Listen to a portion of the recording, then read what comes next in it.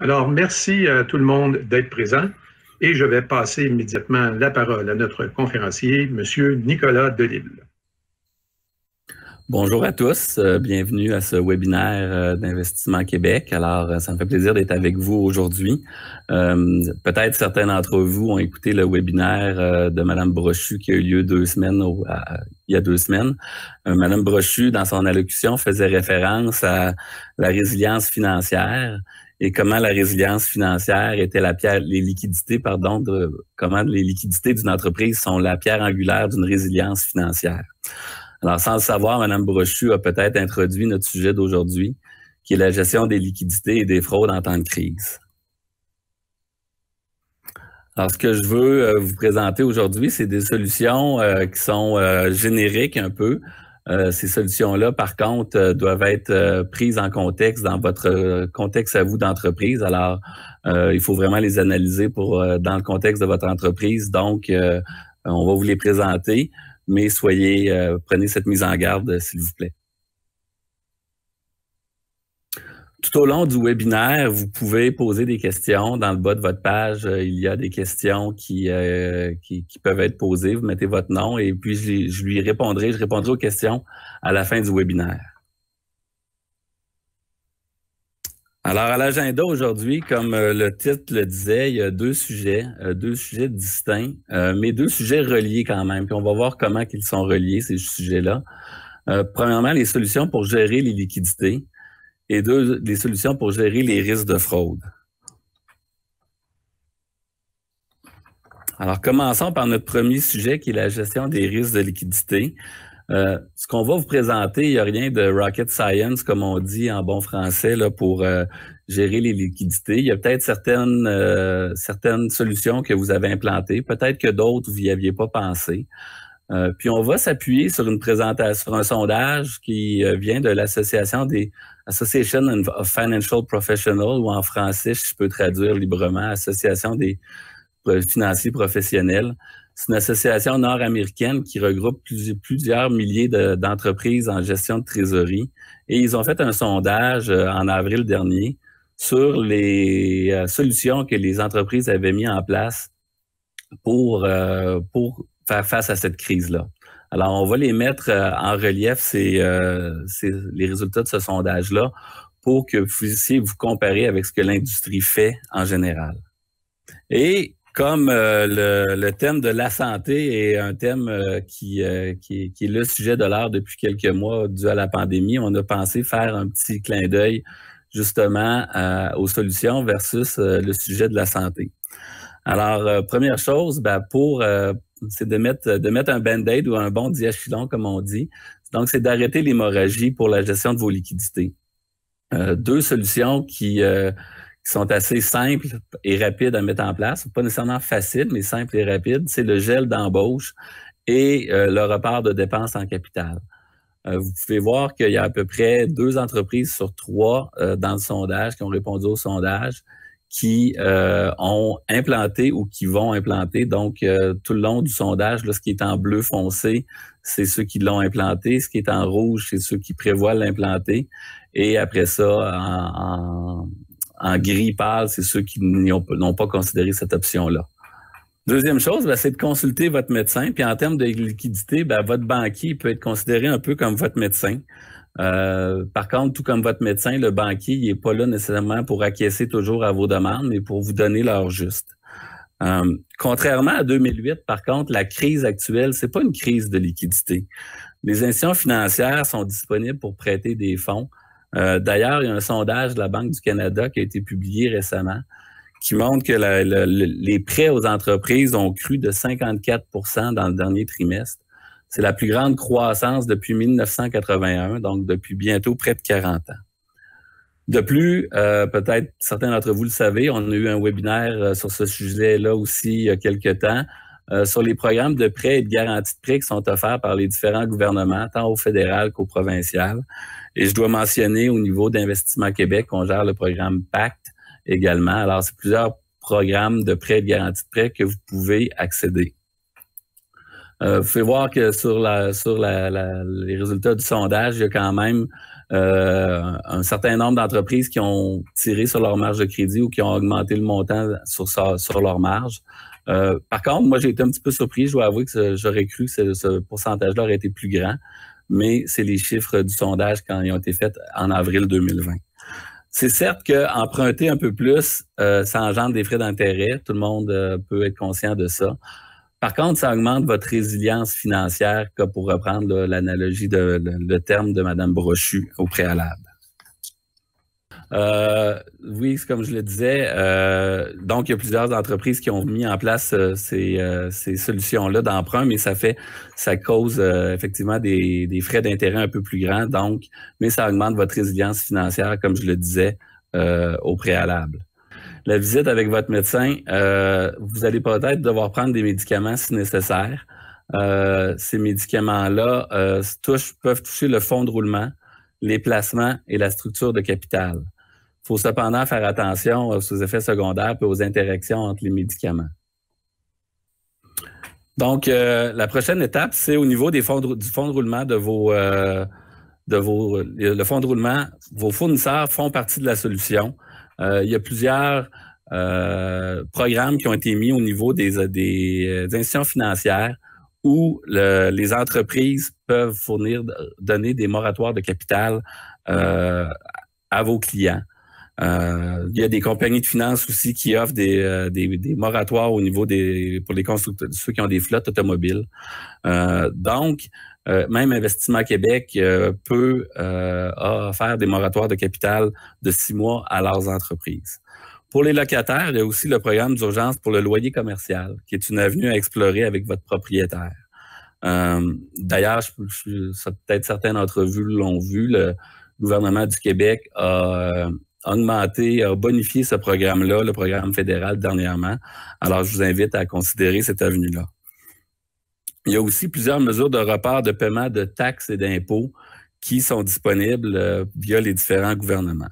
Finalement, vous pouvez identifier, selon votre contexte, certains fournisseurs qui, peut-être, eux, sont moins touchés par la crise, qui pourraient vous accorder des délais de paiement, peut-être parce qu'eux sont moins touchés par la crise. Alors, ils préfèrent avoir quelqu'un qui va les rembourser peut-être un peu plus tard que quelqu'un qui pourrait ne pas être en mesure de les rembourser. Et comme vous pouvez voir, il y a quand même une entreprise sur 2 une entreprise sur 4, qui a implanté des retards de paiement de paiement aux fournisseurs et une entreprise sur 4 qui prévoit le faire également. Alors, vous n'êtes pas seul dans ça. Au niveau des clients, vos comptes recevables peuvent aussi être une avenue à explorer. Vous pouvez instaurer des rabais pour paiement rapide à vos clients. Vous pouvez vendre aussi certains comptes recevables, ce qu'on appelle la facturage ou en anglais factoring. Et il y a plusieurs compagnies au Québec qui offrent ce service-là. Et finalement, vous pouvez aussi acheter de l'assurance crédit si vous doutez de la solvabilité de certains de vos clients. D'ailleurs, pour les compagnies exportatrices, EDC peut être une avenue à explorer avec eux. C'est sûr que ça a des coûts supplémentaires, faire ces solutions-là, mais ça peut vous ramener augmenter vos liquidités de votre entreprise.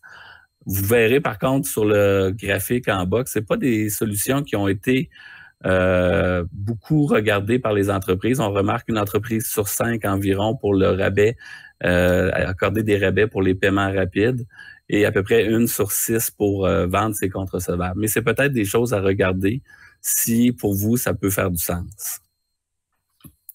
Au niveau de votre inventaire, c'est le dernier élément du fonds de roulement. Au niveau de votre inventaire, est-ce qu'il est optimisé? Est-ce qu'il est adéquat? Pour optimiser l'inventaire, ça prend une gestion serrée des prévisions de vente et des prévisions d'achat. Et moi, ce que je voudrais vous amener comme question, c'est est-ce que vos deux départements, vos départements de vente, vos départements d'achat se parlent? Et si oui, à quelle fréquence? Je pense que dans ces temps de crise-là, si on veut optimiser l'inventaire, c'est important qu'il se parle de façon très fréquente. Par contre, il ne faut pas être pris au dépourvu. Plusieurs économistes prévoient que la reprise va être robuste un coup la crise passée, la pandémie passée. Et donc, il faut faire attention de ne pas être en manque d'inventaire lorsque cette reprise-là va avoir lieu. Au niveau des placements temporaires, Il y a peut-être certaines entreprises qui ont des placements temporaires. Peut-être avez-vous considéré les vendre, vous en départir. Est-ce qu'il y a des pénalités à les vendre ou pas? À l'échéance, c'est sûr qu'il faut que nous, on privilégie de réinvestir à court terme, même si on peut laisser un peu de rendement sur la table, comme on dit, même si on investit à court terme, on pense que c'est une solution qui est beaucoup plus prudente dans le contexte actuel. Finalement, on vous suggère aussi d'investir dans des émetteurs solides. Au Canada, on a un système bancaire canadien qui est très solide. Alors, je pense que c'est un avantage comparatif qu'on a au Canada et je pense qu'il faut l'utiliser à bon escient. Au niveau de la structure de capital, c'est la dernière portion des médicaments, comme on disait, là. Donc, la crise a beaucoup incité les autorités monétaires à réduire leur taux d'intérêt. La Banque du Canada a baissé ses taux en mars par 2 fois. Même chose pour la Federal Reserve aux États-Unis. Alors, ces baisses de taux-là peuvent être une occasion pour les entreprises de convertir une partie de leur dette à taux fixe. C'est sûr qu'il faut analyser cette décision-là selon le contexte de votre entreprise, mais je pense que c'est une solution que vous pourriez à tout le moins considérer. Une autre solution qui peut être considérée, c'est d'émettre des actions. Est-ce qu'il n'y a pas des investisseurs potentiels qui pourraient investir avec vous dans votre entreprise? Et si oui, ça pourrait injecter de l'argent frais dans votre entreprise.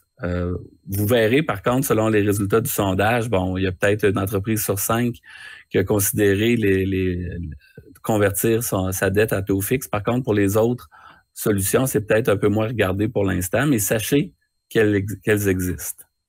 Pour continuer sur le thème de la santé, puis un peu introduire notre deuxième portion du webinaire, c'est bien gérer ses liquidités, c'est aussi éviter l'hémorragie en premier lieu. Comme dit l'adage, vaut mieux prévenir que guérir. Le télétravail, on est tous en télétravail depuis plusieurs mois maintenant.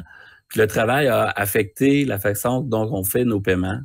Par exemple, chez Investissement Québec, on faisait beaucoup de paiements électroniques, mais on en faisait aussi par chèque. Mais là, étant donné que les bureaux sont fermés et que les bureaux de nos clients sont fermés, nos clients nous ont demandé de convertir leur chèque en paiement électronique.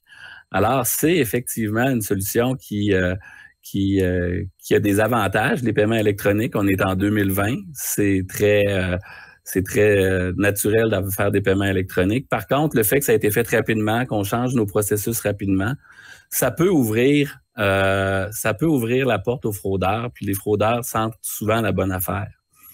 Encore ici, on va un peu comparer. Il y a un autre sondage qui a été fait par la même association, l'Association des financiers professionnels, où vous allez voir quelques statistiques sur les fraudes et comment qu'on peut se protéger contre ces fraudes-là. Alors, malheureusement, c'est un problème qui est très répandu, les fraudes. Il y a, selon le sondage, l'AFP publie le sondage sur les fraudes depuis 15 ans. Ce que vous voyez ici, c'est les 10 dernières années. Et c'est les entreprises qui ont été victimes de fraude ou de tentatives de fraude. Alors, il n'y a peut-être pas toujours eu une fraude au bout de la ligne, mais il y a quand même une tentative de fraude. Alors, premièrement, ce que vous pouvez remarquer, c'est qu'il y a une croissance depuis 2013 environ. On est passé de 60% à 80%. C'est-à-dire que 4 entreprises sur 5 qui disent avoir été victimes de fraude ou de tentative de fraude. Ce qui me fait à dire que la question n'est pas de savoir si vous serez victime de fraude un jour, c'est quand vous serez victime de fraude. Et qu'est-ce qu'on peut faire pour se protéger contre ça? C'est ce qu'on va voir. Donc, que ciblent les fraudeurs? Les fraudeurs, premièrement, qui est-ce qui fraude dans l'entreprise? Qui est ciblé par les fraudeurs dans l'entreprise? C'est les gens qui sont en charge d'effectuer les paiements aux entreprises. Donc, sans grande surprise, les comptes payables aux entreprises sont ciblés à 62%, suivis par la trésorerie, l'approvisionnement et les ressources humaines, souvent qui sont responsables de la paye. Donc, quand on va parler tantôt de formation puis de messages à donner à vos employés chez vous, c'est ces gens-là qu'il faut cibler parce que c'est eux qui qui sont ciblés par les fraudeurs, c'est eux qu'il faut sensibiliser aux problèmes de fraude. Que ciblent les fraudeurs en termes de méthode de paiement? C'est les chèques et les télévirements dans les deux modes de paiement les plus fraudés. Tantôt, je disais que l'AFP, c'est une association nord-américaine. Aux États-Unis, les paiements, ce qu'on appelle business to business, donc B2B, entreprise à entreprise, sont beaucoup faits par chèque, en tout cas plus qu'au Canada. Alors moi, je vous dirais que si j'avais à avoir des données purement canadiennes, là, je baisserais un peu le pourcentage des chèques, puis je montrerais le pourcentage des télévirements selon ce que je peux en déduire. Alors, la fraude par chèque, je vous fais ici un clin d'œil du film Catch Me If You Can't avec Leonardo DiCaprio. Le film relate l'histoire de Frank Abagnale qui a fraudé plusieurs entreprises par la conception de faux chèques. Il prenait les petits collants sur les avions pour les enfants et les collait sur le chèque pour faire un logo et allait encaisser ça. J'ai rencontré M. Abagnale il y a quelques années lors d'une conférence. Il est maintenant consultant en sécurité informatique. Pas sécurité informatique, mais sécurité pour les institutions financières. Alors, je trouve ça un peu ironique avec son passé. Par contre, comme on va le voir, si on implante les solutions qu'il y a actuellement, M. Abagnale n'aurait peut-être pas autant de facilité aujourd'hui à faire ce qu'il a fait dans le temps.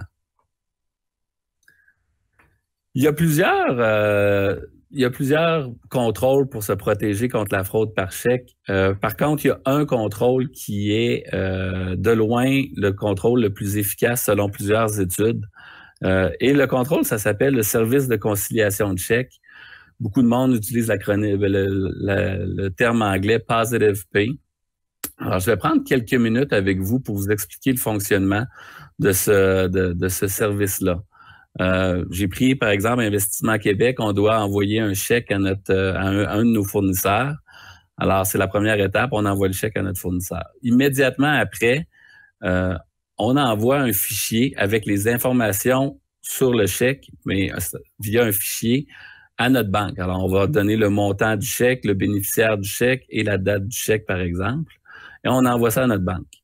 La banque, par la suite, l'entreprise, quand elle va déposer son chèque à la banque, il va y avoir une concordance qui va être faite entre le fichier qu'on a envoyé puis le chèque que l'entreprise veut encaisser. Et s'il n'y a pas concordance, le chèque va être refusé.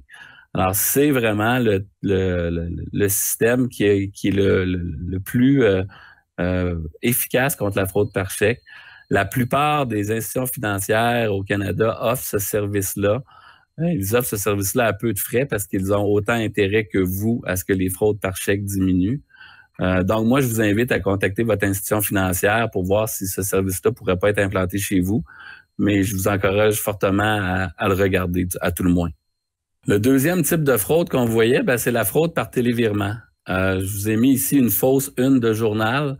Ce que vous faites voir, premièrement, c'est des entreprises du Québec. Et donc, des fois, on a l'impression que les fraudes, ça se passe toujours ailleurs et tout, mais non, vraiment, au Québec, il y a eu des entreprises, malheureusement, qui ont été fraudées. Et ce que vous pouvez voir, c'est que c'est pas des petits montants nécessairement. On parle de plusieurs millions de dollars.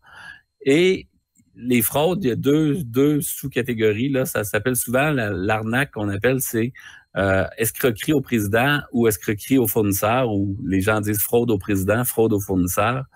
Et on va voir qu'est-ce que c'est ces fraudes-là en détail et comment qu'on peut s'y prémunir. Alors, ici, on a mis Business Email Compromise. Pourquoi? Parce que c'est un terme un peu plus générique que fraude au président ou fraude au fournisseur.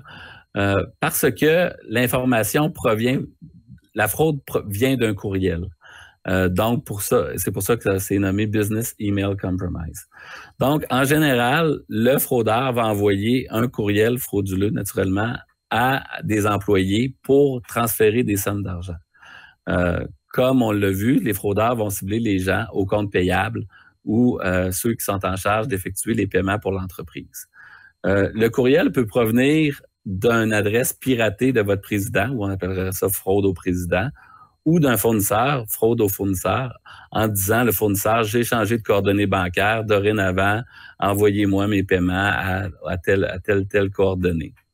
Dans le passé, on a été un petit peu immunisé au Québec parce que l'orthographe n'était pas toujours là. Il y avait des fautes de français, les phrases se tenaient pas trop. Alors, on a été un peu immunisés pendant quelques temps. Par contre, les fraudeurs, je ne sais pas s'ils ont pris des cours de français dernièrement, mais vraiment, on peut plus se fier juste à ça pour dire, ben, le courriel, il est bien écrit et tout. Est-ce qu'il est vraiment légitime? Par contre, ce qui reste, c'est ce que j'appelle un peu les drapeaux rouges. Qu'est-ce qui reste? Quels sont les thèmes généraux de ces courriels-là frauduleux? Mais premièrement, il y a une notion de confidentialité souvent qui est rentrée dans ça. Si ça vient, par exemple, du faux président, là, du faux président qui vous envoie un courriel, il va peut-être vous dire, ben, il y a une transaction importante qu'on fait avec une autre entreprise, on achète une autre entreprise, il faut pas que ça soit connu encore, c'est pas annoncé. Donc, il y a une question de confidentialité pour que la personne puisse pas dire, ah, ben là, j'ai reçu quelque chose de bizarre, je devrais-tu en parler à mes collègues? Alors vraiment, ils veulent garder la personne qui reçoit le courriel pour pas qu'elle en parle à d'autres. Une notion d'urgence aussi, souvent, il faut que le paiement soit fait rapidement. Par exemple, toujours dans mon exemple d'acquisition d'entreprise, ben écoutez, le closing se fait demain, il faut que les sommes soient chez l'avocat aujourd'hui.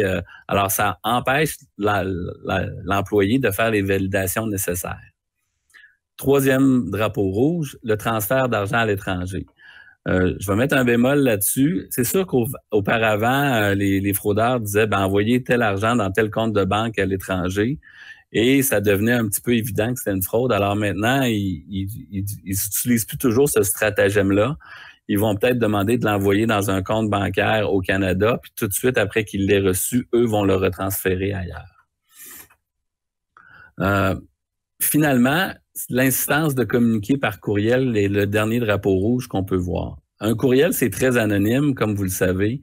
On voit pas la personne, on n'entend pas sa voix. Alors, c'est le moyen idéal pour les fraudeurs et ils vont dire, ben écoutez, mettons toujours avec l'exemple de la fraude au président, écoutez, là, je suis en voyage d'affaires, communiquez avec moi par courriel à cause des fuseaux horaires, etc., etc. Donc, insistance de communiquer par courriel.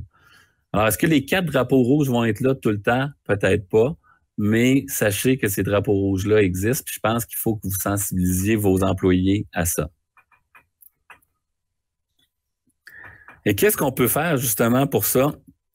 Premièrement, comme je le disais, les pourcentages que vous voyez, c'est toujours selon le sondage, ou le pourcentage d'entreprises qui avaient implanté les contrôles qui sont là. Donc, une entreprise peut avoir implanté plusieurs contrôles.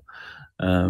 Donc, la formation aux employés est le premier contrôle qui est fait par 80% des entreprises, donc 8 entreprises sur 10.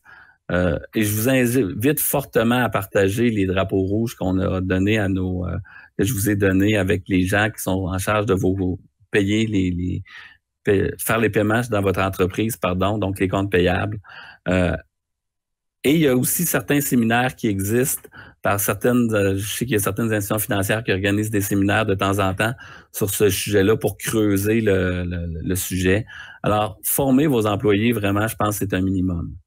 Le deuxième, c'est à 65% la confirmation verbale des coordonnées. Vous recevez des coordonnées bancaires par courriel, mettons de votre fournisseur, disant « j'ai changé de compte bancaire, voici les nouvelles coordonnées ». C'est de faire une validation au préalable. Nous, on suggère une validation verbale. Donc, c'est de prendre le téléphone et d'appeler pour confirmer. Naturellement, c'est pas de rappeler au numéro de téléphone du courriel que vous venez de recevoir parce que votre fraudeur va vous faire un plaisir de les confirmer. Mais c'est de prendre une source distincte. Alors, est-ce que c'est dans votre système que vous avez de vos fournisseurs avec des contacts? Je vais me fier là-dessus. Ou bien, sur Internet, vous allez vous trouver le numéro 1-800 de l'entreprise, vous demandez de parler à telle personne, etc. Donc, c'est vraiment de trouver une source distincte du courriel pour faire la validation. C'est sûr que ça prend du temps. C'est sûr que des fois, quand il y a des contrôles, puis même chez Investissement Québec, on fait cette validation-là systématique. Ça peut prendre un peu plus de temps, mais moi, en tant que trésorier, j'aime mieux faire la validation puis prendre un petit peu plus de temps qu'après ça, de dire « Oups, je fais partie des statistiques de fraude ». Le troisième contrôle relatif au Business Email Compromise, c'est ce qu'on appelle la double authentification. Pour faire des paiements sur les portails Internet des institutions financières, vous avez toujours votre code d'utilisateur et votre mot de passe à rentrer. Si votre ordinateur a été piraté, et le fraudeur peut facilement obtenir ces deux informations-là. Par contre, il y a d'autres façons de faire une double authentification. Il y a ce qu'on appelle des clés Secure ID, des clés où le code change à toutes les 60 secondes. Alors, c'est une clé que vous avez en votre possession physiquement. Donc, c'est très difficile à pirater. Ou deuxièmement, vous pouvez demander de recevoir un code par texto, par exemple, qui est valide pour 5-10 minutes. Alors, ce sont ce qu'on appelle des facteurs de double authentification qui sont requis pour effectuer les paiements. Finalement, à 34 il y a différents systèmes d'alerte qui peuvent être mis dans vos systèmes de courriel pour identifier que le courriel provient d'une source externe. Donc, si l'adresse vient de votre président, mais que finalement, c'est pas l'adresse du président qui vous envoie le courriel, ben, le système va le flaguer. Par contre, ceux qui reçoivent beaucoup de courriels de l'externe vont toujours recevoir cette alerte-là à chaque fois qu'ils reçoivent un courriel de l'externe. Puis malheureusement, ben, à un moment donné, on commence à plus y porter trop attention. Alors, c'est pour ça que ce système-là, il est bon, mais il n'est pas à toute épreuve non plus. Alors, ça fait un peu le tour de ce que je voulais vous parler aujourd'hui en termes sur nos deux sujets, de la gestion des liquidités et de la gestion des fraudes. Je peux prendre maintenant le temps de répondre à quelques questions qu'on a reçues, que vous avez envoyées. Alors, si je regarde les questions. La première question, c'est un peu... Cédric demande, est-ce que les données du sondage ont été collectées avant ou après le début de la COVID? Les sondages, le sondage pour la première partie, là, Cédric, qui était sur qu'est-ce que les entreprises ont fait pour préserver leur liquidité, c'était un sondage qui avait été fait spécifiquement à cause de la pandémie. Alors, le sondage a été fait à peu près à la mi-avril, Cédric. Alors, c'est sûr que les gens ont peut-être fait certaines actions qui étaient un peu plus simples et rapides à faire. Et c'est peut-être pour ça aussi que quand on voyait émettre des actions, c'était pas encore très populaire parce qu'on était encore relativement au début de la pandémie. On était peut-être à 1 mois là, du début de la pandémie. Il y a José qui demande, vous avez parlé de l'importance des placements à court terme. Quel type de placement privilégiez-vous chez Investissement Québec? C'est sûr que sans vouloir faire de la publicité à personne, les institutions financières, la plupart des institutions financières offrent un produit qui s'appelle le compte à haut rendement. Puis je vais mettre le mot haut entre guillemets, là, étant donné les taux d'intérêt actuels. Mais selon nous, c'est comme un compte de banque qui est basé sur le taux préférentiel moins un certain pourcentage qui est à négocier avec votre institution financière. Et selon nous, c'est le meilleur rendement pour la flexibilité qu'il procure parce qu'on peut sortir l'argent en très peu de préavis de délai envers l'institution financière. Il y a Jean-René qui demande si on fait exception du service de conciliation des chèques, y a-t-il d'autres contrôles pour prévenir les fraudes par chèque? Oui, Jean-René, c'est sûr qu'il y a d'autres contrôles. Effectuer une conciliation de vos comptes bancaires quotidiennement, je pense, est aussi un bon contrôle. Puis quand je dis conciliation quotidienne, il y a peut-être des gens qui sont comptables qui vont dire « Oh mon Dieu, c'est lourd un peu ». Je dis pas une conciliation comptable en tant que telle, mais je parle, est-ce que vous savez ce qui rentre et sort de votre compte de banque au-dessus d'un certain niveau, là? Ça dépend de votre entreprise, le niveau, là. Mais est-ce que vous savez tout ce qui est au-dessus de 1 000 $ par exemple? Est-ce que vous savez ce qui rentre et ce qui sort? Est-ce que vous en connaissez la nature? Je pense que c'est une première chose qui est très importante. Il y a des gens qui vont aussi ouvrir des comptes de banque distincts pour l'émission des chèques. Alors, quand on émet un chèque, malheureusement, il y a toujours le numéro de chèque de votre compte de banque en bas. Alors, c'est sûr que si vous ouvrez un compte distinct pour votre compte chèque, ça peut limiter les fraudes qu'il y a et ça limite aussi, vous pouvez renflouer ce compte-là à partir de votre compte principal. Finalement, il y a aussi d'émettre des chèques sur du papier avec filigrane et encre magnétique, qui est une autre bonne pratique qu'on voit souvent. Richard demande, si on a été victime d'une fraude au fournisseur, avons-nous des protections si on a été fraudé pour récupérer notre argent? C'est sûr que, Richard, ça dépend. La réponse un peu plate que j'ai à donner, c'est que ça dépend. Il y a toute une jurisprudence qui a été faite, puis il y a beaucoup d'entreprises qui sont allées en cours avec ça, soit contre leurs assureurs, parce qu'il y avait des gens qui avaient des assurances contre ça, soit contre où le fournisseur disait c'est pas de ma faute si tu m'as pas envoyé l'argent, et le client disait moi je t'ai envoyé l'argent, c'est de ta faute si tu m'as pas avisé des changements de coordonnées bancaires. Alors, il y a plusieurs, c'est pas blanc, c'est pas noir, il y a des entreprises qui ont réussi à récupérer leur argent, d'autres non, mais les choses certaines, c'est que souvent ça implique des frais d'avocat. Alors, je suis pas sûr que c'est là qu'on veut se rendre, c'est pour ça que je suggère vraiment que d'implanter les contrôles au préalable. Puis si vous avez ces contrôles-là, après ça, c'est beaucoup plus simple, après ça, d'aller voir votre assureur et de dire, regardez, moi, j'avais implanté ces contrôles-là, puis malheureusement, il est quand même arrivé quelque chose. Donc, à prime abord, je pense que l'implantation de contrôle de la part de l'entreprise est un minimum.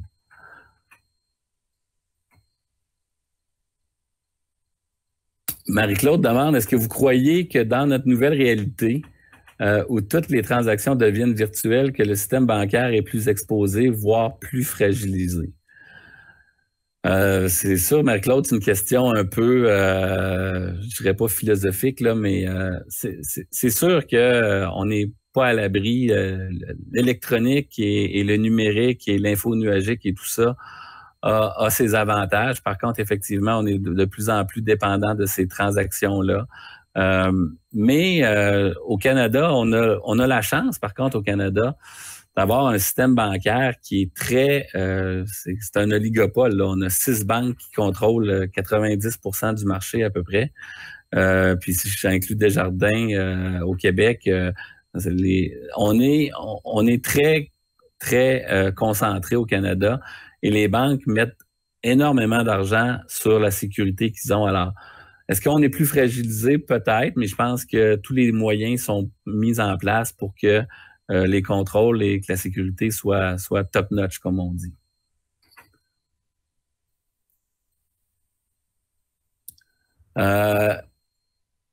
Joanne mentionne pourquoi continuer d'utiliser des chèques? Y a-t-il des raisons légales ou fiscales? Moi, je suis pas avocat, je suis pas fiscaliste, alors je ne saurais répondre à cette question-là en tant que telle. Par contre, moi, j'en connais pas. C'est vraiment des questions d'habitude. Aux États-Unis, les paiements par chèque sont encore très, très fréquents. En Europe, les paiements par chèque, il n'y en a quasiment plus. En Asie, je pense que ça n'existe plus non plus. En Asie, en Chine, les gens payent tout avec leur Apple Pay, etc., ou leur pendant chinois, là. Et donc, moi, j'en connais pas de raison. Je pense que c'est une question, c'est un legacy un peu des anciens temps, mais clairement, c'est appelé à disparaître. Je sais que le gouvernement fédéral avait voulu se débarrasser des chèques. Il avait dit ça, je pense, au début des années 2010, de vouloir se débarrasser des chèques pour 2017 ou 2018. De toute évidence, ça n'a pas eu lieu. Alors, moi, je pense pas qu'il y en ait de raison légale ou fiscale, mais encore là, je ne saurais vous répondre de façon très précise.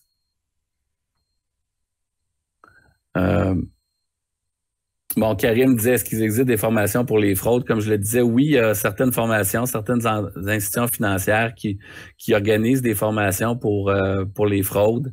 Sans vouloir les nommer, là, il y a les institutions financières au Québec, très présentes au Québec, offrent ce type de service-là.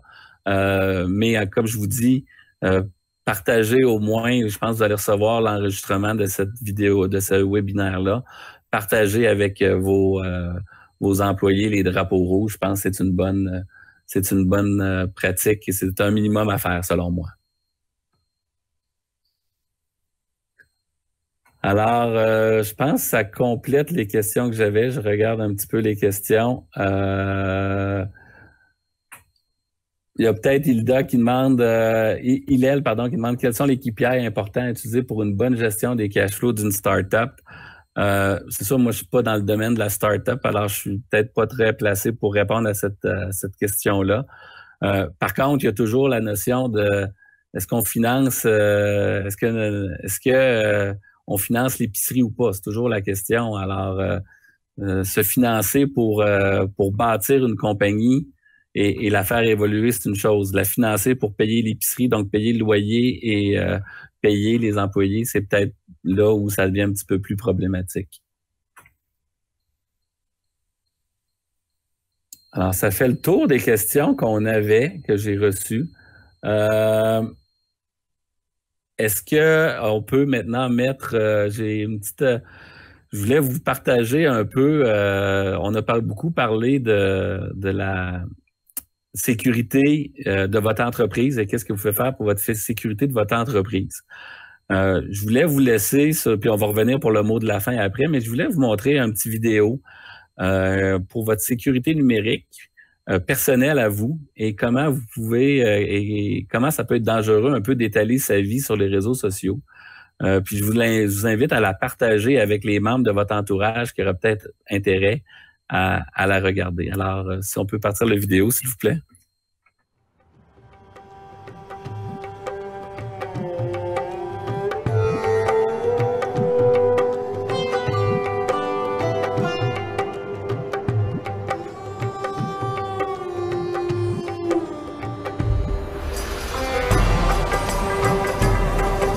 Dag Fien. Kijk doen. Ik zie een school tegen Antwerpen. Ja. Insecten. Dat blieft? Ik voel 2 insecten op je rug. Kan dat? Ja, vlinders. Slovenie? Zo, hè? Een moto. Oranje. Pas erop. Zenit. Oui, bien. Je hebt een vriendin. Julie de... Ja. Een boeiend liefdesleven. 3, 4 zelfs. De vierde, daar zwijg ik meestal over, dus dat weten niet veel mensen. Hoe is met je spierscheur? Maison rouge, balcon blanc. Ja.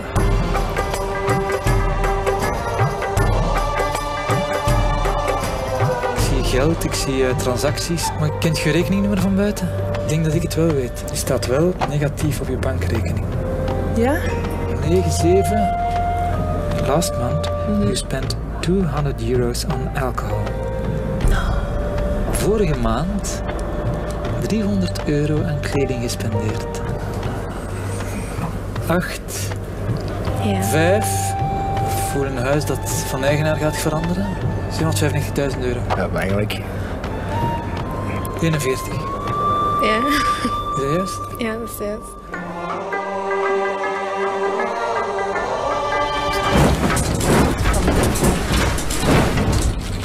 Oh my god. Oh nee. Ah, dat is, ik weet niet hoe eng.